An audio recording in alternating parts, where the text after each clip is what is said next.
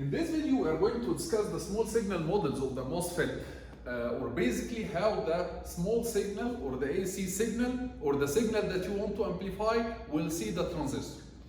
If you remember, we said that in order to use the MOSFET as an amplifier, we have to bias the transistor in the saturation region, in the middle of the saturation region. And hence, we can write the equation for the current of the transistor, ITS, and this is the total current. As you see, I'm writing small I, capital TS, okay, equals Kn over 2 VGS. This is the total VGS minus V threshold, all squared. And the complete equation, if we take the channel length modulation effect into account, it will be 1 plus lambda multiplied by VDS, where VDS here also, this is the total VDS, small v, capital DS. Total means DC plus AC. And basically, if you look at this relation, you realize that when we operate the transistor in saturation, basically the relation between IDS and VGS, it will be a quadratic relation, right? Starting shifted at V threshold. So starting from V threshold, you will get a quadratic relation between IDS and VGS. And what we used to do is we used to bias or operate the transistor at a certain operating point VGS, and then we inject our small signal around this operating point. This small signal will see a linear part of the curve, and it will cause changes in the current. These changes in the total current will cause, in turn, they will cause the change in the output voltage VDS. So changes in the VGS around the DC operating point, around the bias point, will cause changes in the current, and changes in the current will in turn cause changes in the output voltage. So here, this is basically another view of the mechanism of amplification. Notice here that the changes in the total current or the total voltage are exactly the same as the AC signal. So you can say that the change in the total current is exactly the AC current, is exactly IDS. So the change in the total is the AC component. The change in the total voltage VGS is the AC component VGS. The change in the total voltage VDS is exactly the AC voltage VDS. So the change in the total is the AC signal. Okay? This is just one important thing to notice here before we start. Now we need to model the transistor. We need to model the transistor in circuit elements with respect to the AC signal, with respect to the small signal or the AC signal. How the small signal will see the transistor. So basically we have the three terminals for our transistor. We have the gate, we have the drain, and we have the source. So we have gate, drain, and source. Let's start with the gate because this is the easiest one to start with. The current of the gate will be always zero. Why is that? Because the gate is insulated from the transistor. There is an insulation between the metal of the gate and the body of the transistor, right? The silicon dioxide. So the gate is insulated from the transistor, and hence the current of the gate will be always zero. The current of the gate will be always zero. So IG will be always zero. This is very easy. One of you might ask, you would say, but the gate now, it has a capacitance. We should represent it as a capacitor. So the gate, when it is insulated by an insulating material, yes, it's insulated, but there is a capacitance, and this capacitance should appear in the AC analysis, because the AC analysis we should take the capacitance into account. I say that's correct. This is correct, and this is very important question and very good question. There is a capacitance between the gate and the rest of the transistor. But this capacitance usually is very small. Usually the capacitance here between the gate and the body of the transistor is very, very small. And that's the impedance that will result from this capacitance, 1 over J omega C. It will be very, very big, that we can consider it to be open circuit.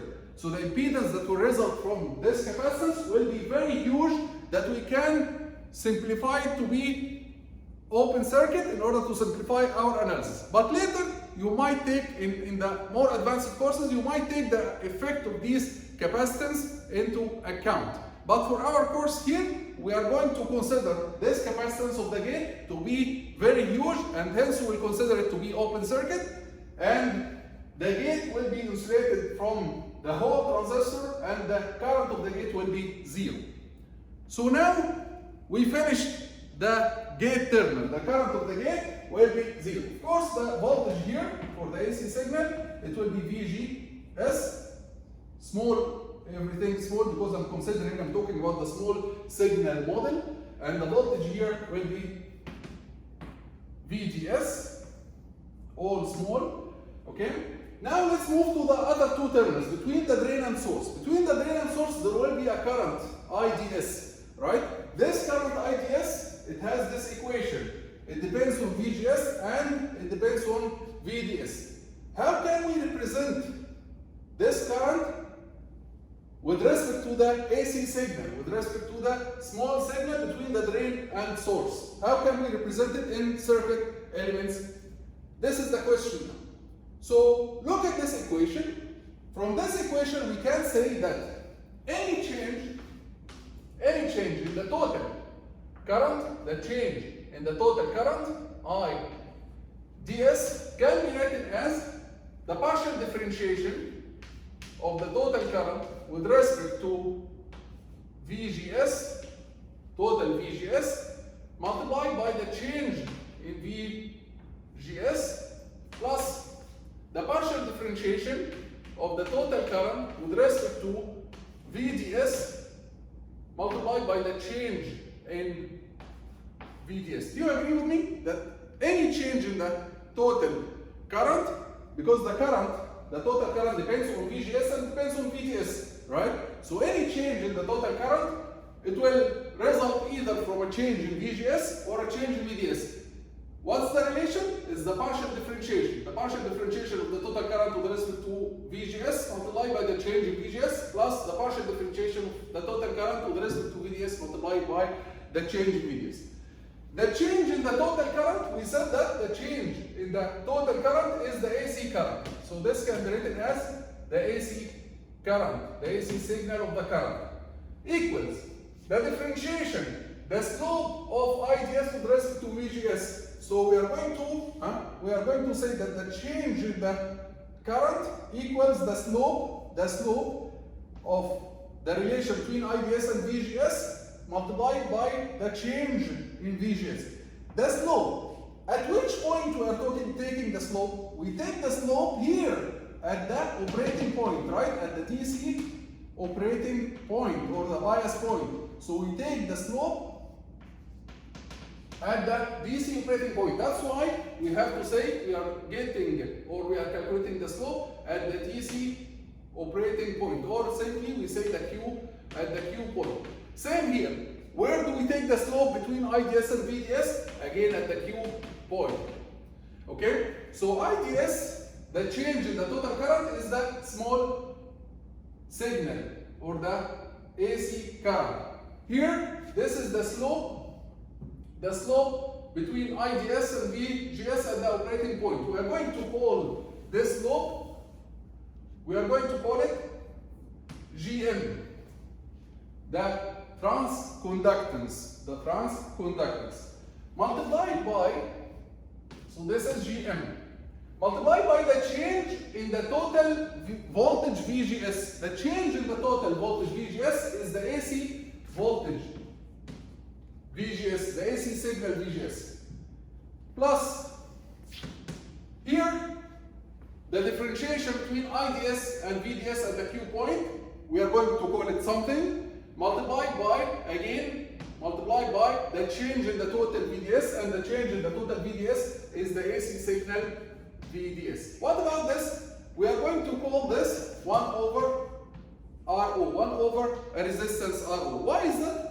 Because now in order to represent this equation, the AC signal equation, look at this equation, now it's all AC signals, right? The AC current as dependent on the AC voltage VGS and the voltage VDS.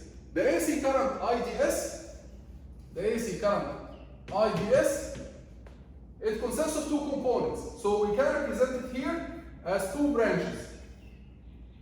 One branch, let's take this one, which is easy. One branch, IDS, depends on VDS. IDS is here and VDS is here. They are on the same side, and there is a linear relation between them. How can we represent?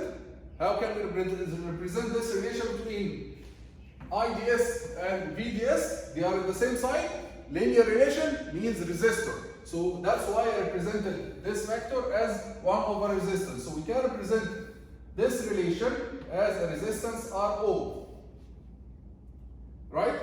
Because VDS over RO will give you one component of IDS. The second component of IDS, it depends on VGS.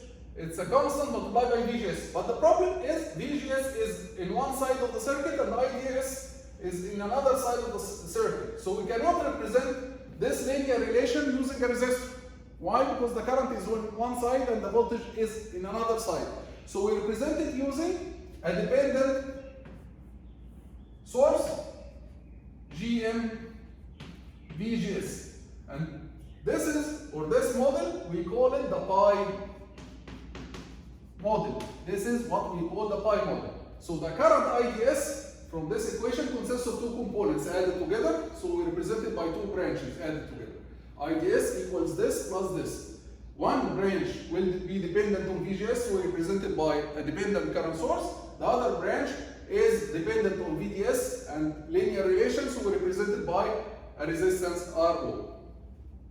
And this is what we call the pi model. So the point now is we need to calculate the expression for GM and an expression for RO. Let's start with GM. GM is the differentiation of IDS with respect to VGS at the operating point. So let's start with GM.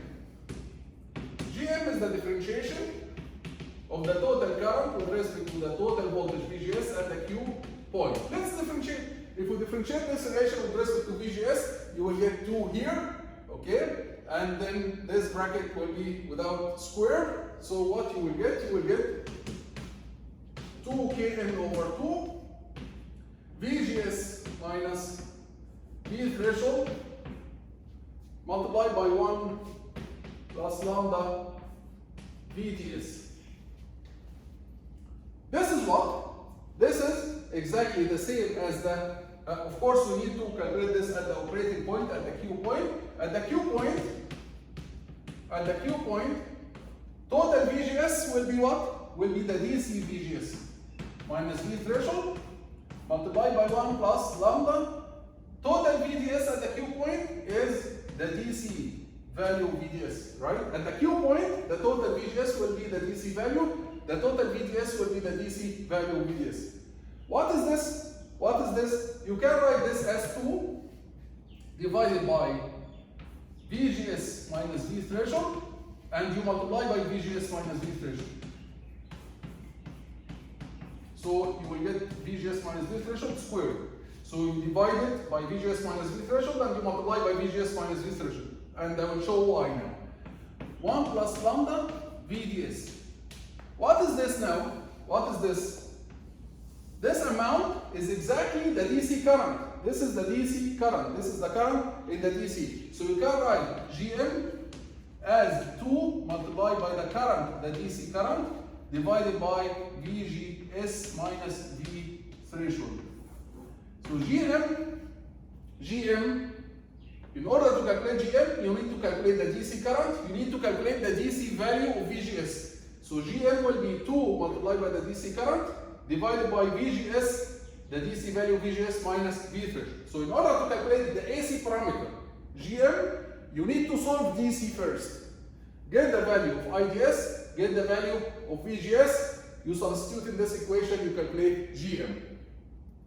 What about RO? RO, again, we are going to evaluate this differentiation, this partial differentiation. So RO, in order to calculate RO we'll calculate this differentiation and take the inverse. So IDS by dVDS at the Q point, and then you take to the power negative 1 over, right? Because this is 1 over R2. So it will be, let's differentiate.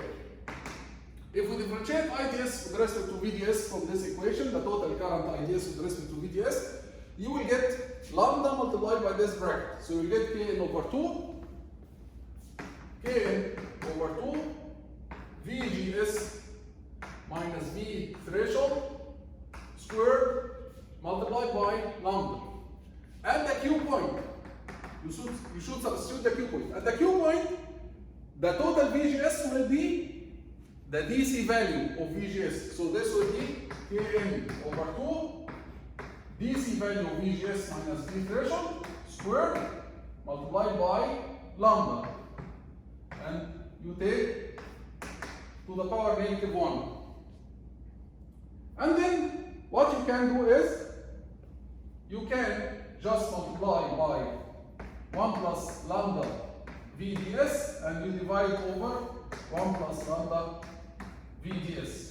Why is that? Because if you do that, you will get the expression of the current, of the DC current again. This will be the expression of the DC current again. So in order to reach the expression of the DC current, you multiply by 1 plus lambda VDS and you divide it over 1 plus lambda VDS.